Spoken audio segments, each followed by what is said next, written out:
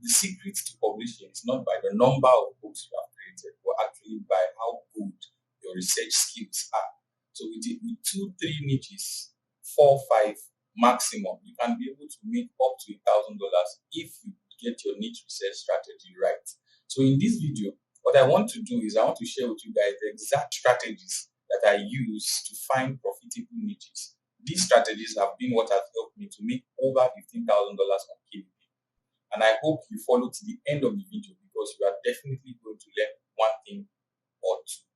So if you are just a beginner, you are starting KDP, this is the best video to start with. If you have been on KDP for a while and looking for a way to actually increase your sales on KDP, this is also a very important video for you to watch. I'm going to hold nothing back. I want to share with you guys everything I know about niche research. So let's get into the video.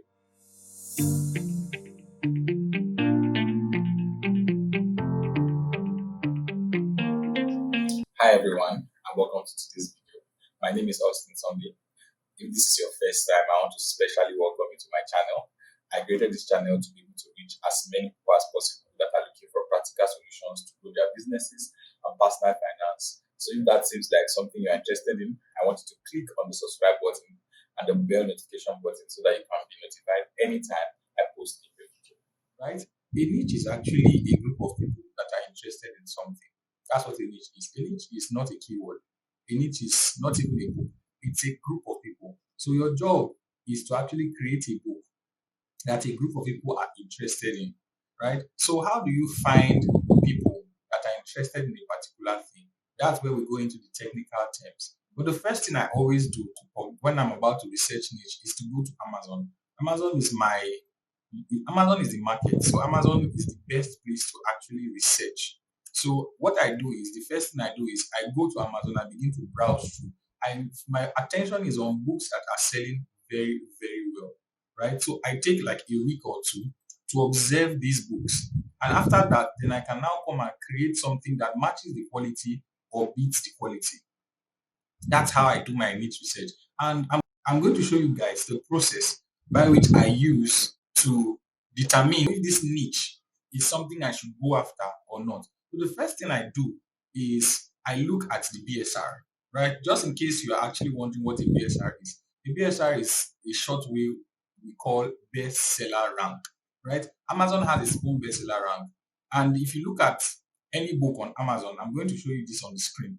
If you look at any books on Amazon, you find out that there's always a bestseller rank for the book. But if the book have not sold any copy, you will not see a bestseller rank, right? The bestseller rank is different on different countries. So the bestseller rank you see on the US, that is Amazon.com, is different from the UK or from Canada or Australia or even other non-English speaking countries that Amazon have their stores in, right? So if the bestseller rank is 2,000, it means that book is actually selling more than a book that has the bestseller rank of 50,000. So what you want to focus on books that have low bestseller ranks, right? So, and you don't just look at it, the bestseller rank for it today. You take a period of time to observe it.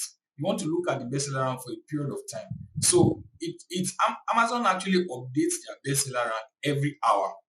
So what you do is, or what I do particularly, is I observe this book for at least a period of 1 week or 2 weeks. I look at the bestseller rank, how the book have been progressing, right? Because there are some books that when they publish them today or this month or next month, they begin to sell very well, soon they go down, right? So it might be as a result of certain factors. For example, if the person that published the book actually have a following on a social media platform and is bringing them to Amazon and they are buying. But if that book, now that's one thing you want to observe. That's why it's good to observe the book. Now, the next thing I want to focus on is when the book was published, right? If the book is published 3 months ago, 2 months ago, 6 months ago, it's a good example of a niche that sells very well, right? So I want to focus on the publishing date. So even if the book was published 2 years ago, right, it's okay. But I prefer books that are published between 6 months to the present date. That way I can know that, okay, if I publish my own, it's going to be easier for me to also make sales, right? The next thing I want to focus on is if it is sponsored. That means if they are running ads on the book.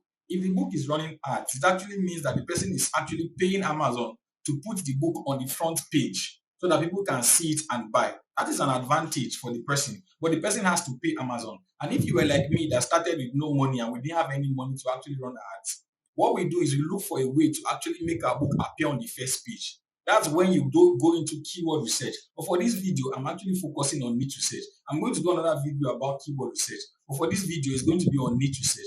After I finish looking at the time of publication, the next thing I want to focus on is the reviews. If a book has been released years ago, maybe 2 or 3 years ago, it means that the reviews on this book are going to be much. And if it's selling very well, maybe you might see up to 300, 400, or even 500 reviews.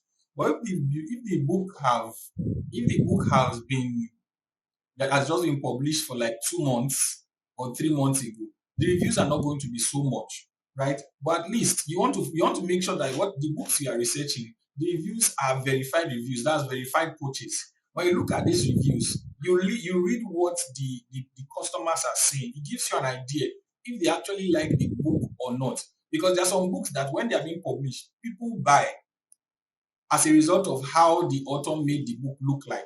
But people really rely on that review to be able to determine whether this book is actually what it says, right? So that's one thing I focus on. I focus on what the review says and the ratings, right? Because there are sometimes they don't review the book, they just rate the book. So all those things are factors I consider. So what I would say is look for books that the interiors or the covers are quite difficult to make, right? So if you are doing something that is difficult to make, takes a lot of time to make, it's easier to charge this book at a higher price than if you are doing something that is easy to make. That's the reason why I really don't focus my energy and time on notebooks because they are so easy. I mean, you can make a notebook in 2 to 3 minutes on Canva and you are done with it. But there are some books that are quite technical to make. Low content and no content. Low content to be precise. There are some books that are quite technical to make. And when you are making this kind of books, you will know that you need some amount of technical expertise, some patience, and some determination to be able to go through with this book. Now, those kind of books are books that I like doing, and those are the ones that I see that sustain themselves in the market over a period of time because the competition is really, really low, right? So I look at the barrier to entry. That's another thing I look out for when I'm doing that research. The next thing I want to look at also is the price of the book. I literally don't like books that are priced very low. Why? Because you have to sell so many to be able to make profits, to be able to make a lot of money. So I prefer books that are priced very high, right? Not too high that people begin to question the value, but I mean high enough to a point that I have a reasonable profit, right? So if other people are pricing their book at 6.99 or 7.99, I prefer to price my book at 9.99 or 10.99, right? So if the secret to it is that if you are pricing your book at that high range and you know your quality is good, if you have few people that buy, you can still make so much money, right? Because your profit is actually much. But if you are pricing your book very low and you're making primarily, let's say 50 cents per book, it means that you have to sell so much to be able to make much. So at times, just increasing the price of your book might actually mean increasing your amount of profits that comes to you at the end of the day. If a book is priced low, it is seen as cheap and low quality. But if a book is priced high, it is seen as expensive, which is a good thing, and also high quality. So you want your book to be among those that when the customers come to Amazon and they see the book, they'll be like, this is really high quality, and they would like to purchase it, right? And books generally are low ticket items. It costs like $15, $15, $12, $10, $9. They're not really expensive high ticket items. So making books and you're publishing them and you're putting them at price of $4.99, except you really want to be pulling up to 100 sales per day from that book before you can make a reasonable amount of profit. You understand? So that is something I focus on the price. If the price is good, then I'm interested. If the price is not good, because there are some niches that really their prices are just very low and I don't want to go. So you see books that are selling well, but their prices are low. It means you have to, and for those that are even running ads, it even makes it much more difficult for them because you are spending money on ads and you're making very little on your profit, right? So if I'm going to run ads on a book, I would prefer a book that actually has a high profit margin. The next thing I want to focus on is the title of the book, right? The title of the book, most authors hit the keywords in their title and subtitles. The secret is that in keywords, the power of the title the ability for the title to rank is higher than the back end the back end keywords that are given to you on your Amazon book details to fill, right?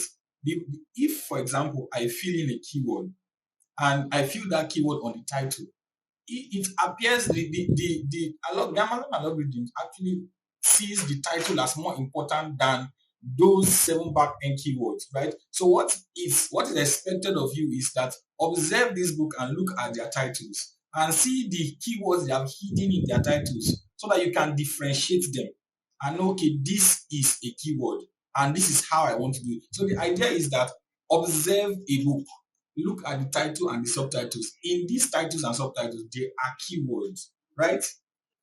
My next video is going to be about keyword research, right? After you have found a niche, which keywords are going to be much more profitable for you to use, right? There's a way to know.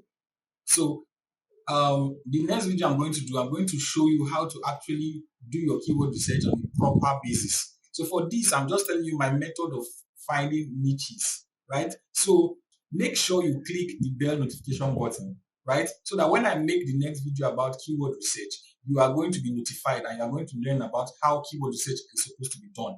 The thing is that I don't run ads, right? I intend on running ads later, but for now, I don't run ads. So my keyword research are primarily ways you can rank your book in an organic way, right? Without having to pay Amazon to put you on top of the page. So that video I want to make is very, very important. That's why I need you to subscribe and click the bell notification button so that you can be notified immediately the video is out.